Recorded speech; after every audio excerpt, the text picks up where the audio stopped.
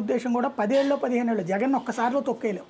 మన 40% ఓట్లు వచ్చినాయి కాబట్టి ఇలాంటి ఇబ్బందులు ఎన్నో ఉన్నా 10-15 ఏళ్ల పాటు కలిసి పోటీ చేస్తే అప్పుడు జగన్ అనేవాడి రాజకీయ జీవితం ఇంకొకసారి జగన్ ఓడిపోయాడు అనుకోండి, ఇప్పటికే చాలా మంది నాయకులు బయటకు వెళ్ళిపోయారు, రేపు ఇంకా క్రమక్రమంగా దూరం అయిపోతారు.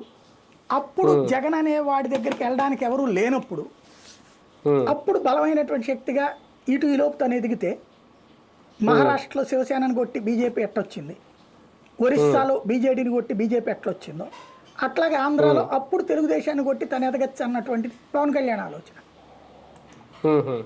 కాబట్టి ఈ లోపు కలిసి ఉండాల్సిందే. 3 పార్టీల ఆ భయం అయితే ఉంది. అయితే జగన్ అనే భయం బీజేపీకి ఉండదు, భయం పోయేదేం లేదు, వస్తే 4 రూపాయలు పోతే పోయేదేం లేదు వాళ్ళకి. కాబట్టి జీరో నుంచినే కాబట్టి వాళ్ళకి ఏ ప్రాబ్లం లేదు, నష్టం వల్ల వీళ్ళు పోతే అది లెక్క. కాకపోతే ఎన్నొస్తే అన్ని వచ్చినట్టు బీజేపీకి, అంతే, అంతకు మించి ఏం లేదు.